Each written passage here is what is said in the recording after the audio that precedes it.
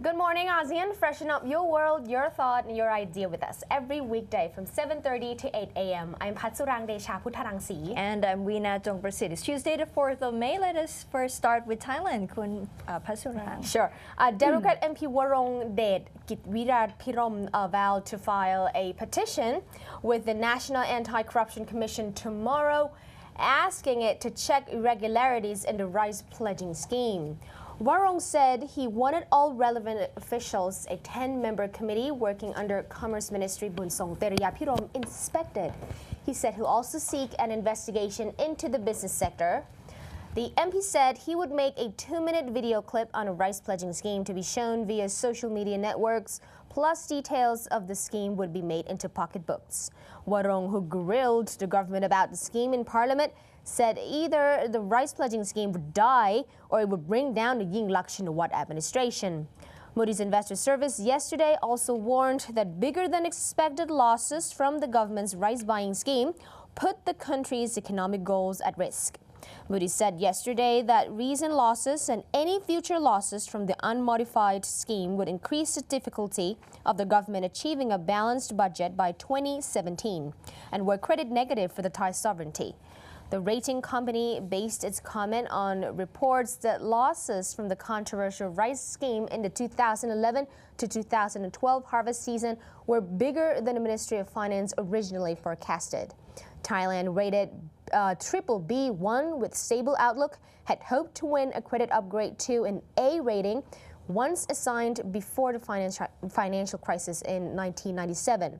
But in a statement, Moody's said implied losses of 200 billion baht in the harvest year were much higher than the World Bank's estimate of 115 billion baht and the Finance Ministry's forecast loss of 70 to 100 billion baht. Continuing the program and bearing further costs would have major credit implications. Manufacturing activity in Indonesia has increased in May, but suppliers' delivery time seems to have lengthened due to the weather and material availability, according to an HSBC Markets Purchasing Managers Index survey. The May Purchasing Managers Index was relatively unchanged at 51.6 compared with a 6-month high in April of 51.7.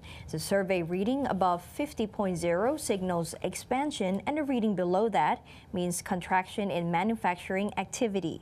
Almost 24% of surveyed firms indicated higher levels of output, HSBC Markets said.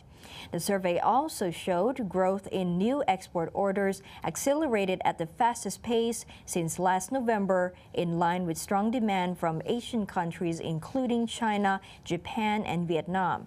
But according to survey respondents, suppliers' delivery time increased in May due to frequent rain and shortages of raw materials.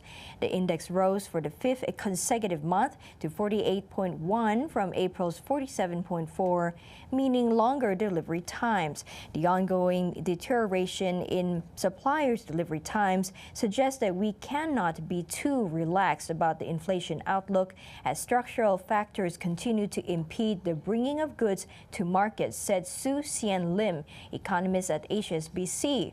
A Reuters poll of 13 analysts saw inflation to rise slightly in June to 5.62% as prices inched up ahead of possible heel hike and end of harvest seasons. Floated by the robust 7.8% growth in the first quarter, President Benigno Aquino III of the Philippines expressed confidence that the economy would grow at the same rate or even faster in the second quarter. The president declined to say, however, whether he expected an upgrade from the Moody's Investor Service, but predicted rosy prospects for the domestic economy in the second quarter.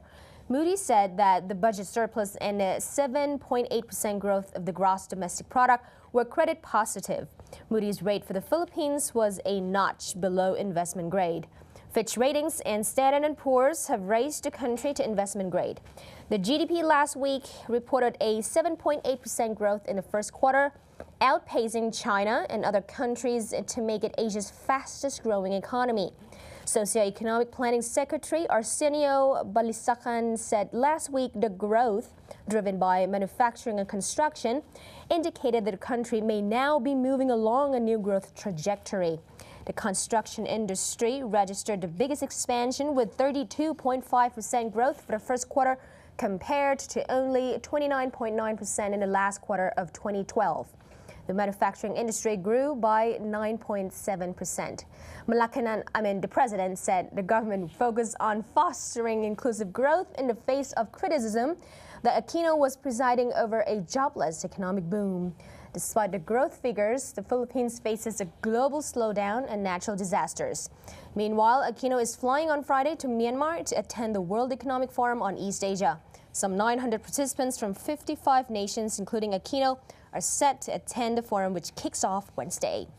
So that's tomorrow, Kunwina.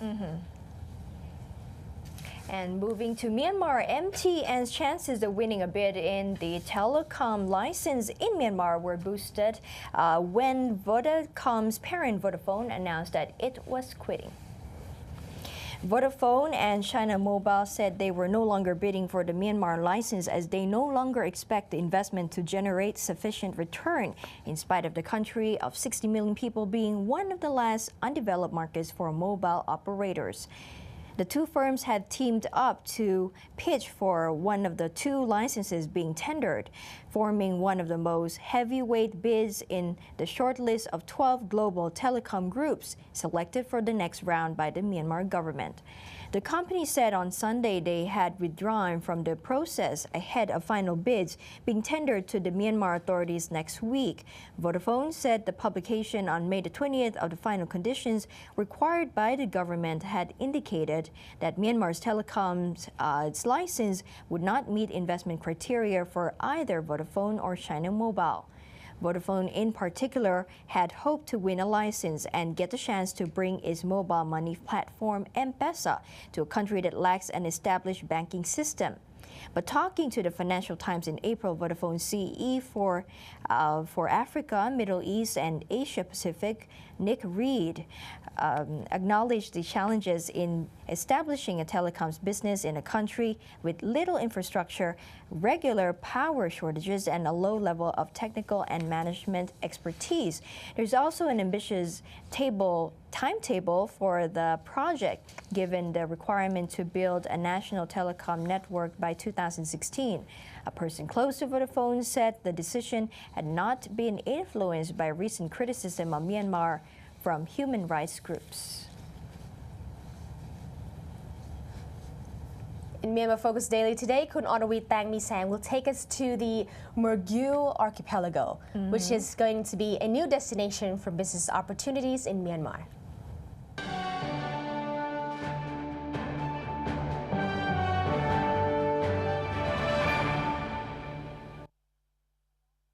Mergui Archipelago in southern Myanmar could become a new destination for business opportunities.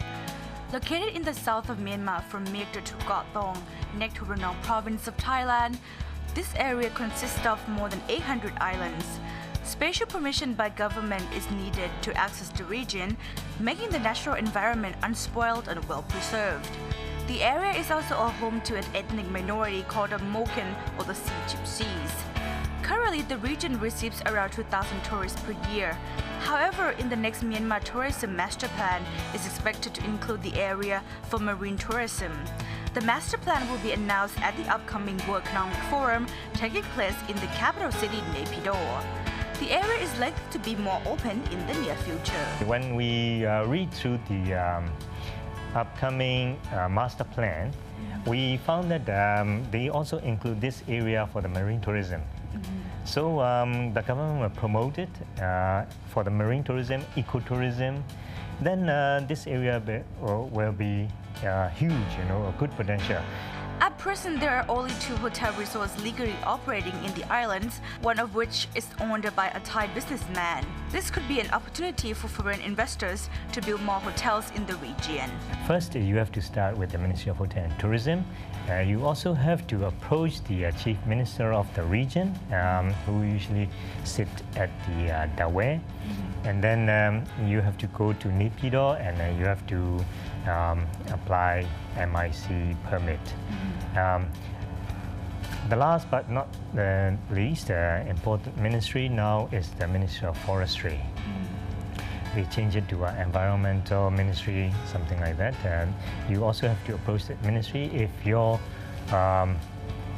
desired location is inside the forest area or a national park. For tourists who like diving and fresh sea breeze, they can access the islands of the GOVT'S and Mergui airports or Ranong border. Visa and special permission can be pre-arranged online by agencies, though the Mergui Archipelago has potential to become new investment destination for investors.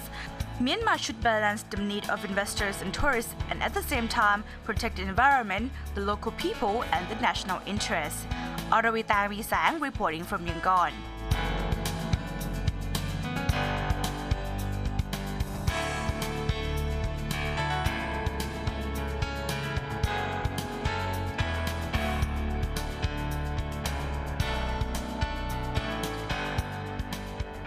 Johor State in Indonesia plans higher taxes for foreigners. Come back for that story after the break.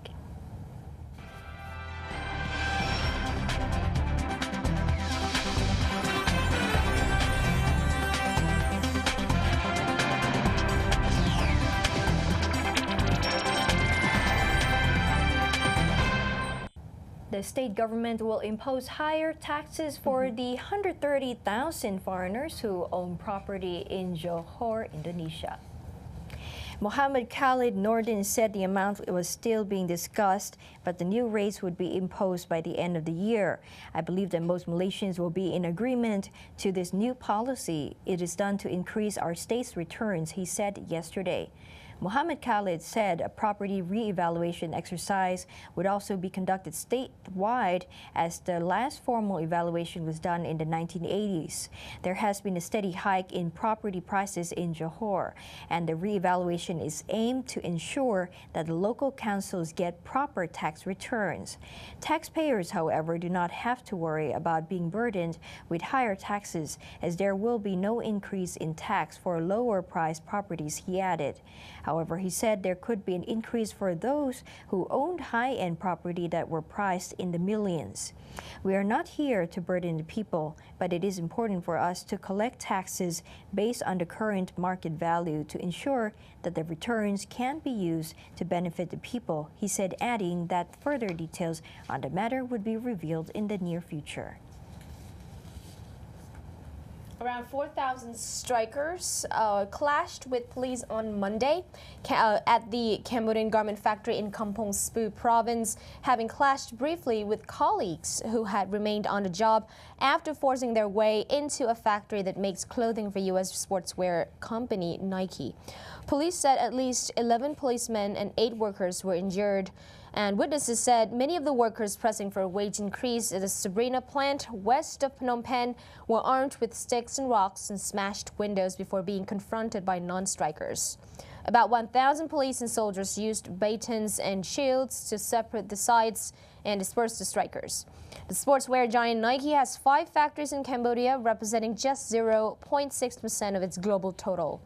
The deadly incidents in Bangladesh and other mishaps, including a collapse at a factory in central Cambodia, killing 2 people, have generated renewed global interest in safety standards.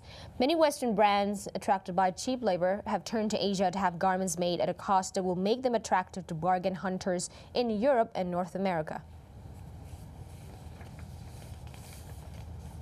Well, Well Within will bring you today to see a therapy using herbs. Let's find out what it is.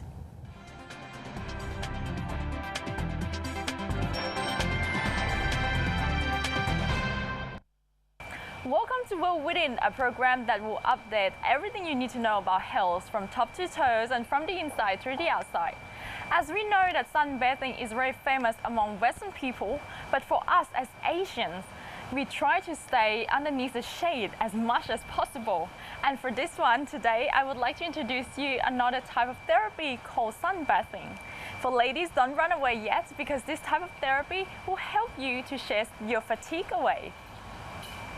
Sunbathing or solar bathing is another kind of natural therapy that was practiced in India since the ancient time. This method is known to help stimulate blood circulation system and is suitable for chronic diseases. This is another ancient kind of alternate medicine. It is can be traced back into the knowledge of the Ayurvedic in India. The principle is that the sunlight has 7 sun spectrum. Yes. The extreme one is ultraviolet, which is harmful for the skin. The other end one is the infrared. Infrared is very hot and burn your skin. But the middle one is the green light. The green light is vitalizing. So how can we just only get the green light for ourselves? That is to you just lie in the sun and cover yourself with some kind of leaf. Then the leaf can just screen out every other spectrum. Just only let the green light to attach the body.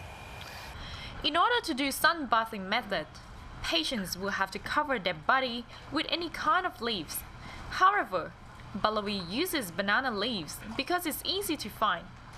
Once covered the body with the leaves, patients have to lay down 15 minutes each on their front and back. By doing this, they will get a cool and warm feeling released by the chlorophyll from the leaves and the green light from the sun, which is considered as a cool light. Kind of leaf we can use any kind, but the most comfortable or easily one to find is a banana leaf.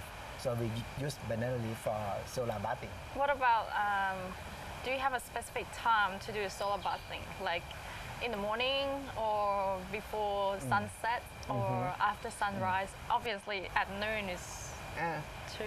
Any time that we have sunlight. Anytime? Anytime. Usually for Thai people, we like to do it at around 9 or 10 a.m. in the morning, or like late afternoon, 3 or 4 o'clock. But for Westerner, they like sun. So they would like to do it at noon. It's all right. But wouldn't it harm the skin, cause any skin cancer? No, because of the method to do is to, at first you rub on the body with some oil. This oil should be put in the sun under the green glasses for at least 7 days to get the sun spectrum, the green light into the oil and rub it on the body. Then you lie down and cover yourself with the banana leaf. So under the banana leaf, you feel just only warmness, and it can activate your skin to what's it called, to perspirate, and let your skin pore to clean up. And the other thing is the warmness of this method will activate your body immunity. Apart from this, the practice also helps to stimulate the white blood cells to help fight against cancer cells and other oxidants. See ladies, sunbathing actually has a lot of benefits on us. But for today, we're running out of time. For next week, we're going to have a look at another type of natural remedy that has been practiced for over 1,000 years in Europe. Till then, I'll see you again. Bye-bye. That's it for today's edition of Good Morning ASEAN. We'll see you again, same time, same place, same channel. Catch us again 7:30 to 8 a.m. every weekday. I'm Veena Jungprasit. อนันต์พัชสุรังเดชาพุทธรังสีสวัสดีค่ะ สวัสดีค่ะ